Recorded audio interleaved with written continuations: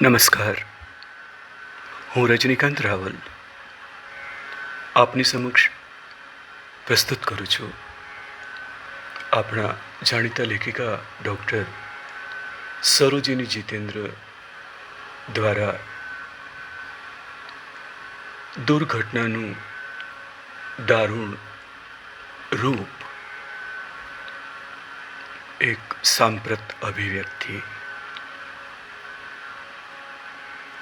પ્રતિદિન કેટલીય દુર્ઘટનાઓ ઘટે છે અને કેટલાય લોકો મરણને શરણ થાય છે, પરંતુ એક સાથે જ્યારે અનેક મરણ થાય ત્યારે મન દુઃખી થાય છે, હૃદય આર્દ્ર બને છે,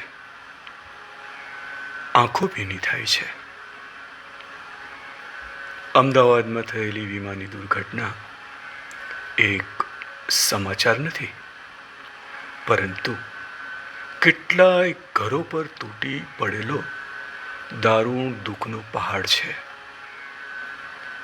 એ વિમાન માત્ર એક હરતું ફરતું યંત્ર ન હતું, એ તો આનંદના આસમાનમાં ઉડી રહેલી આશાઓ હતી, જેના પર સવાર થયેલા ન ભારતીય હતા કે ન તો પરદેશી હતા.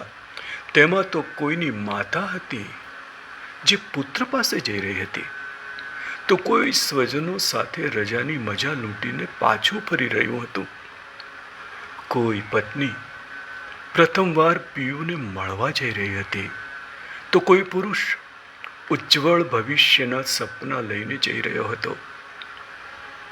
વિમાનની બેઠક પર બેઠેલું કોઈ જાણતું ન હતું કે આ તેમનું સ્વદેશ કે પરદેશ ગમન નહીં, સ્વધામ ગમન છે. સાંત્વનાના સઘળા શબ્દો જ્યાં પાણીના પરપોટા જેવા લાગે, ત્યાં પીડિત પરિવારોને માટે પ્રાર્થના સિવાય શું કરી શકાય? હે પ્રભુ, દિવંગત આત્માઓને શાંતિ પ્રદાન કરજો, તેમના પરિજનોને ધૈર્ય અને સહનશક્તિ આપજો.